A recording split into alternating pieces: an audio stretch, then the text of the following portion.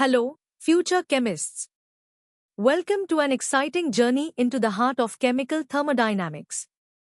Today, we are unraveling the mystery of spontaneity, understanding why some reactions happen all by themselves while others need a push. We'll start with the basics, then dive deeper into the driving forces, explore the crucial role of Gibbs free energy, and finally, tackle advanced concepts like coupled reactions and microscopic entropy. Get ready to unlock the secrets of natural processes. Let's begin with the fundamentals. What does spontaneous truly mean in chemistry? It's simpler than you think. Imagine water flowing downhill or iron rusting. These happen on their own, right? That's what we call a spontaneous process. It occurs without continuous outside help. It could be fast, like burning wood, or very slow, like a diamond slowly turning into graphite. The key is, it doesn't need constant energy input. On the flip side, a non-spontaneous process, like pushing water uphill, needs continuous effort. Thermodynamics helps us predict if a process is possible, not how quickly it will occur. So, what makes a process spontaneous? Two main tendencies drive them.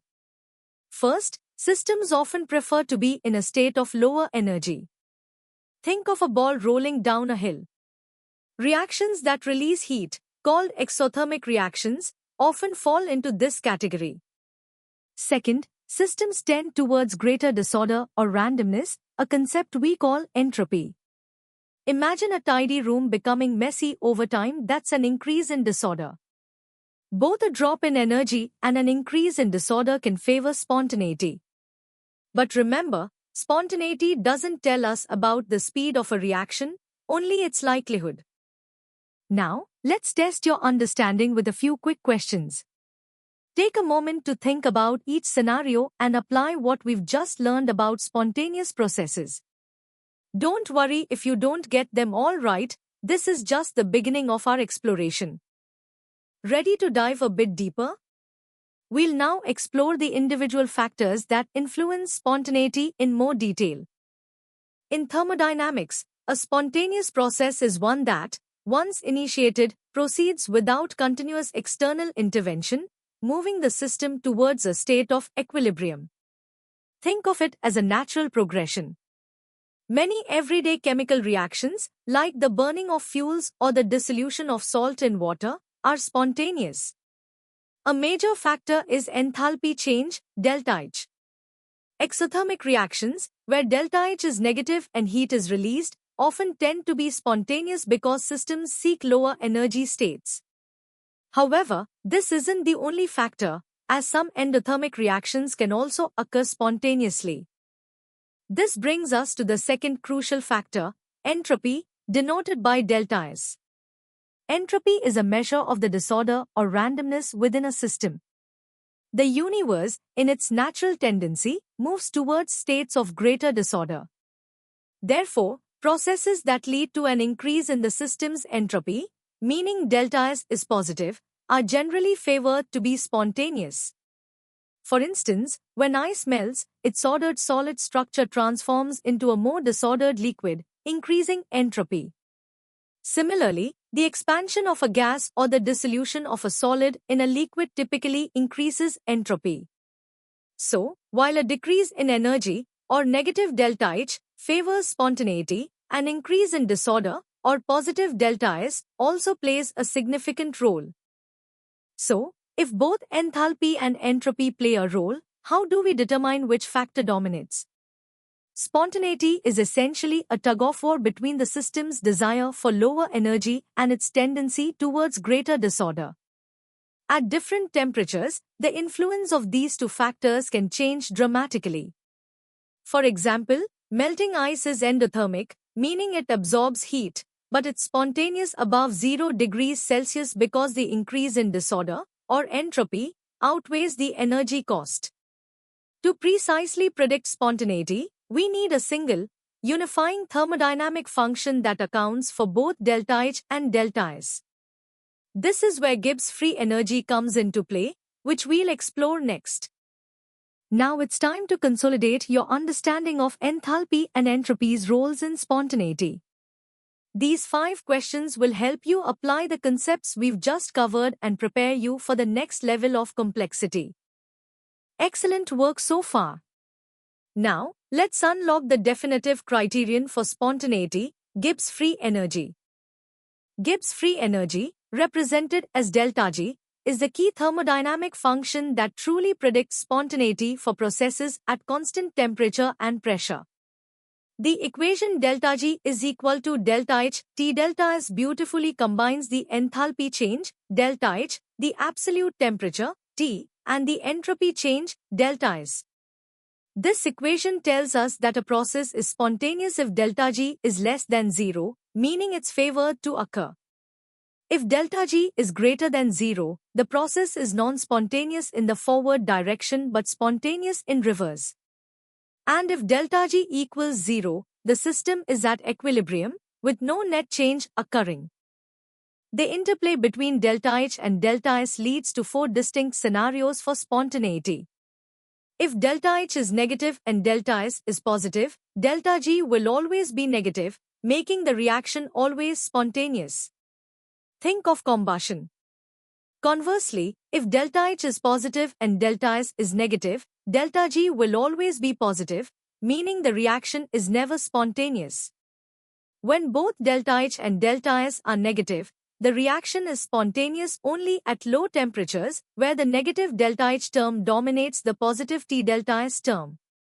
Finally, if both delta H and delta S are positive, the reaction becomes spontaneous only at high temperatures, where the positive T delta S term can overcome the positive delta H.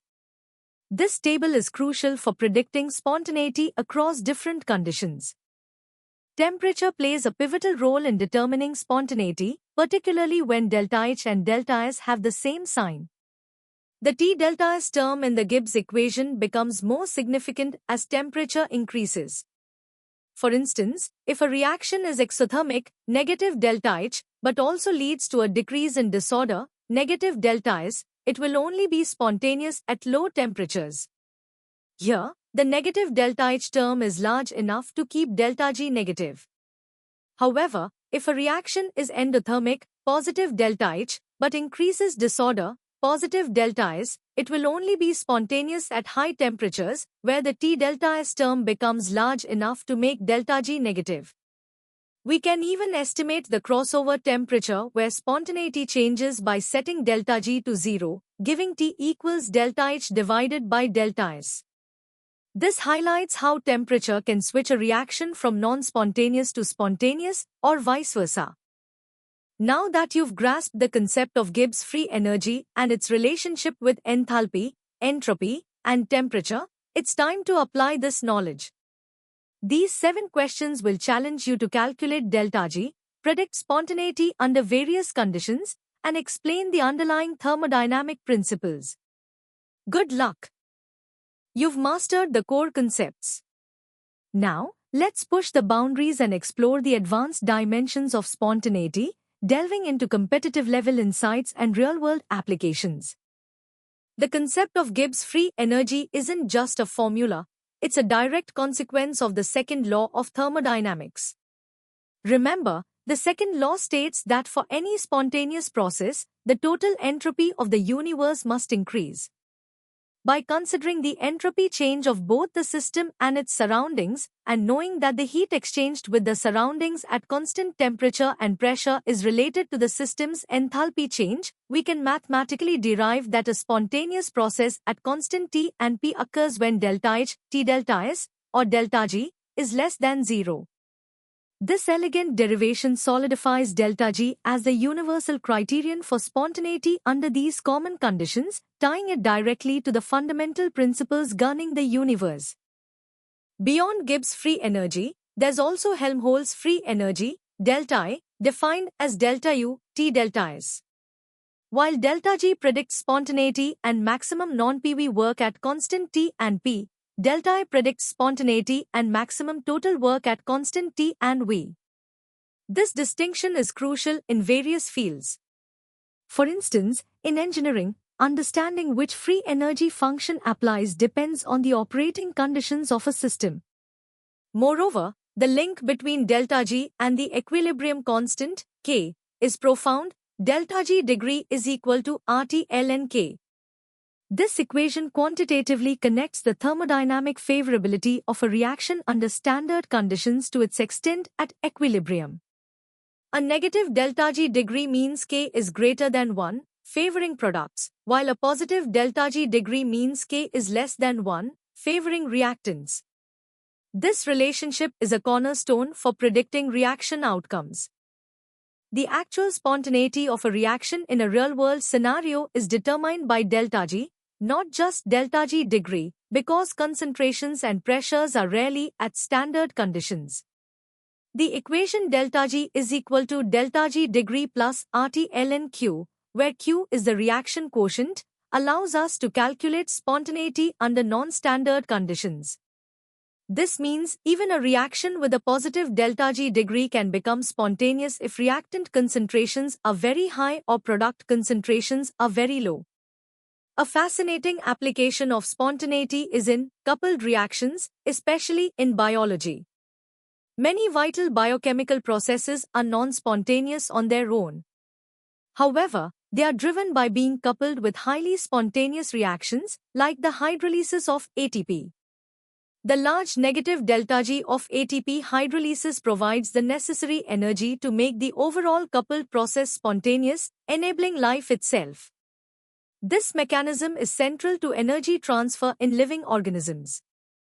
Finally, let's explore the microscopic foundation of entropy through Boltzmann's equation, S is equal to K ln W.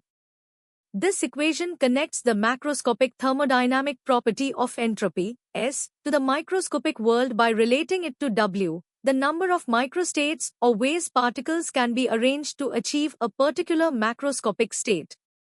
A system with more microstates is inherently more disordered and has higher entropy. This statistical interpretation elegantly explains why processes spontaneously tend towards higher entropy. There are simply more possible arrangements for a disordered state than an ordered one. This profound insight provides a statistical basis for the second law of thermodynamics, solidifying our understanding of why reactions proceed in certain directions and the ultimate fate of the universe in terms of entropy maximization. You've journeyed through the most intricate aspects of spontaneity. Now, challenge your comprehensive understanding with the first 5 of 10 advanced questions. These require a deep grasp of derivations, interconnections, and quantitative problem solving. And here are the final 5 questions to truly test your mastery of chemical spontaneity. These will push your analytical skills and connect various thermodynamic principles. Take your time, think critically, and apply everything you've learned. Congratulations on completing this in-depth exploration of chemical spontaneity. We've covered everything from basic definitions to advanced derivations and real-world applications. To continue your learning journey and access more such comprehensive educational content for G-Main Chemistry and other subjects, visit synapse.omaps.in. Don't forget to subscribe to our channel for regular updates and valuable study resources. Keep learning, keep exploring, and keep excelling.